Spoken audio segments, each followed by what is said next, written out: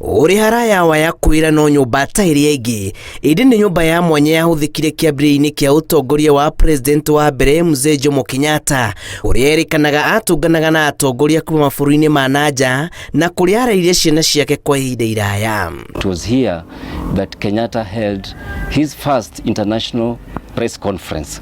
It was through this press conference that he assured the nation that he was fit and he was in good health and he was capable of taking the political leadership of this particular country. Kuringana na aria matuire rugano rwa nyumba eno kaunti-ini ya Samburu iri rumu nyingi imwe cigitwo keheri-ini cia kuhuthika ni family yake na nyumba eno irikanaga yahuthika kunyita ugeni arata ake arani hamwe na Oginga Odinga uria wari president wa keri Daniel Toroitich arap Moi gatagati-ini kangi. Here is the sitting room that Mzee Jomo Kenyatta used to have negotiations with the then colonial powers, and secondly the political arrangement that were going to take place. It is after these negotiations that were likely paved the way for the first Kenyan political cabinet. Aikari marauga ni marabatara nyumba eno itaburu no ifashirirwo wega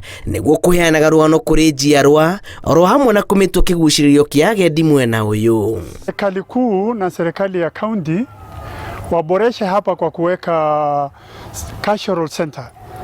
Wakishaweka cultural center na kuweka pia gallery, sababu hapa tuko na jamii wengi. This place is a nice place.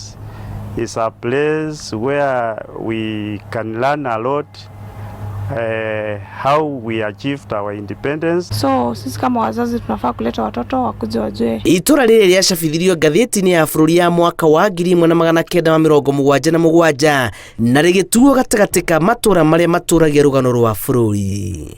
Ngiribotera Inoro TV, njitagwo Julius Kareithi wa Munene.